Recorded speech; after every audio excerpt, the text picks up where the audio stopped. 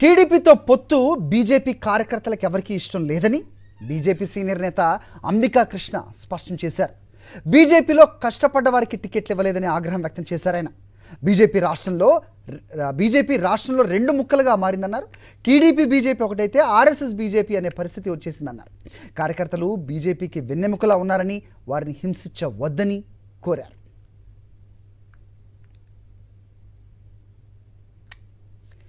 సంక్షేమ పాలనతో పేదల గుండెల్లో సీఎం జగన్మోహన్ రెడ్డి గూడు కట్టుకున్నారు అంటున్న అంబికా కృష్ణతో మా ప్రతినిధి రాజు మాట్లాడారు.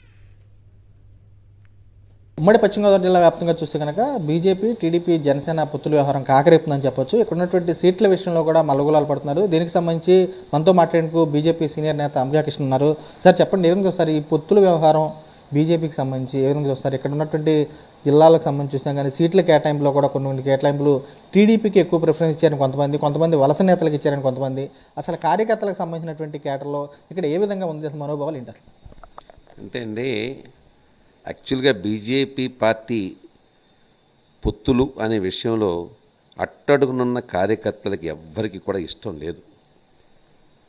వాళ్ళు ఒక పెద్ద మీటింగ్ పెట్టి, బీజేపీ అబ్జర్వర్లు వచ్చి మీటింగ్ పెట్టి, ఆ మీటింగ్లో ఒంటరిగా పోటీ చేస్తారా, కలిసి పోటీ చేస్తారా అని అడిగితే మేము అందరం ఒంటరిగా పోటీ చేస్తామని 175 నియోజకవర్గాల నుంచి కూడా అందరం సంతకాలు పెట్టి మరీ పంపించాం.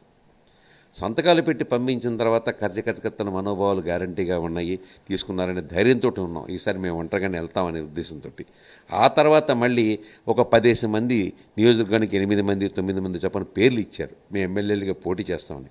ఆ లిస్టు తీసుకున్నారు. ఆ లిస్టు తీసుకున్న తర్వాత మళ్ళీ దాన్ని షార్ట్ లిస్ట్ చేసి ముగ్గురు కింద ఒక్కో నియోజకవర్గం పేర్లు తగ్గించుకునేసేసి ఆ ముగ్గురు తాలూకా పేర్లు తీసుకునేసి ఢిల్లీ వెళ్ళారు. అంతే, మారిపోయిన సీన్.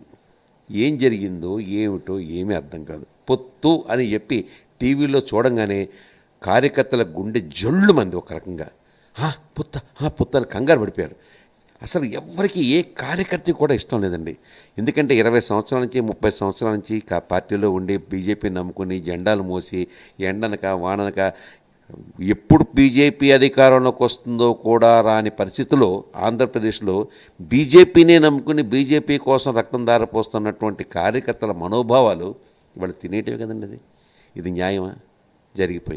జరిగిపోయిన తర్వాత కంబైండ్ అన్నారు. టికెట్లు ఎవరికి ఇచ్చారండి? ఇవాళ ఏమైపోయిందంటే బీజేపీ అనకూడదు కానీ BJP, TDP BJP, RSS BJP అనిగా అయిపోయింది. ఇవాళ ఆ పరిస్థితి వచ్చింది. కారణం ఏంటంటే టికెట్లు చూస్తే అర్థమవుతోంది. నిజంగా ఇప్పుడు సపోజ్ ఏలూరే ఉందండి. ఏలూరులో మన తపన చౌదరి ఉన్నాడు. గత 4 సంవత్సరాల నుంచి కోట్లు ఖర్చు పెడుతున్నాడు. పేదలకు డబ్బులు ఇస్తున్నాడు, లేకపోతే అన్నదానాలు చేస్తున్నాడు, మంచినీళ్ళ ట్యాంకులు పంపిస్తున్నాడు, అనేక రకాలుగా. మొన్న అర్జున్ సింగ్ గారు వచ్చి, మన రక్షణ శాఖ మంత్రి గారు వస్తే ఒక బ్రహ్మాండ మీటింగ్ పెట్టాడు. ఇలా ప్రతి కార్యకర్త అందరికీ కూడా కమిటీలు వేయించేసి, బూత్ కమిటీలు వేయించేసి, అన్ని కమిటీలు వేయించేసి ఒక బాధ్యతగా చేసుకున్నట్టు అతనికి టికెట్ లేదు. ఎవరినో తీసుకొచ్చి ఇక్కడ పెట్టారు. దీనివల్ల ఏమైపోతుందండి? ఇవాళ చివరికి బీజేపీ కార్యకర్తలు, అయ్యా మోడీ గారు మీరు మా ప్రాణం, మీరే మాకు దైవం, బీజేపీ పార్టీ అంటే మాకు ఇష్టం, కానీ ఓటు మాత్రం మేము ఆత్మసాక్షిగా వేసుకుంటామండి అని నిర్ణయానికి వచ్చారు వాళ్ళు బీజేపీ వాళ్ళు. కాబట్టి ఈ విషయంలో చాలా బాధపడుతున్నారు. కార్యకర్తల మనోభావాలు దెబ్బతిన్నాయి. రాష్ట్ర వ్యాప్తంగా ఉన్న ప్రతి కార్యకర్త మనసులోని అంతర్లీన భావాన్ని వాళ్ళు చెప్పలేకపోతున్నారు. నేను చెప్తున్నాను అంతే. అంటే ప్రత్యేకంగా సంతకాలు కూడా సేకరణ కూడా చేశారు. టికెట్ల విషయంలో కొంత జరిగింది. అంతకని పట్టించుకోవడానికి కారణాలేంటి? అదే చెప్తున్నాను కదా, పట్టించుకోవడానికి కారణం ఇప్పుడు ఏమైపోయిందంటే అండి, వాళ్ళకేమో తెలుగు రాదు, మాకేమో హిందీ రాదు.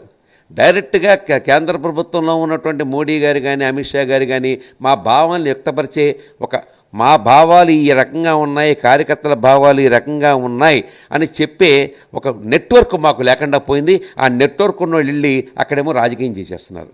ఏం జరుగుతుందండి? ఇది ఏమైపోతుందండి? ఇది నిజంగా చెప్పాలంటే అట్టడుగు స్థాయి కార్యకర్త కూడా మాకొద్దు బాబు అంటే ఎవరినడిగి పెట్టుకున్నారు పొత్తు పెట్టుకుని వాళ్ళు పనిచేయమంటే వీళ్ళు చేయగలుగుతారా? మనస్సాక్షిగా చేయగలుగుతారా? చాలా కష్టం అండి. జగన్మోహన్ రెడ్డి క్షేత్రస్థాయిలో అందిస్తున్న పాలనపై కూడా రోజు కూడా ఒక్కో రకంగా విషయం చెప్పాలని ప్రయత్నాలు చేస్తున్నారు కొంతమంది. ఎల్లో మీడియా లాంటి మీడియాలు కొన్ని సంవత్సరాలు ప్రత్యేకంగా పనికట్టుకునే విష ప్రచారం చేయాలని చూస్తున్నాయి.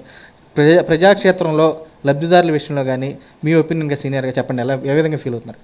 ఏమంటే పార్టీలతో సంబంధం లేకుండా నేను మాట్లాడుతాను ఈ విషయంలో. చాలా సుఖంగా ఉన్నారు పేదలందరూ. అది మాత్రం నాకు అర్థమైంది. అది అర్థమవు కాబట్టే టీడీపీ వాళ్ళు కానీ ఇంకోళ్ళు కానీ ఈ పొత్తులు సోదంతా వచ్చిందని నా ఉద్దేశం. ఏదేమైనప్పుడు కూడా పేదవాళ్ళు అందరూ హ్యాపీగా ఉన్నారు. ఐ థింక్ నిజంగా ఇవాళ పేదవాళ్ళ గుండెల్లో ఉన్నాడు జగన్ గారు. విజయ్ కుమార్ రాజు సాక్షి ఏలూరు నుంచి.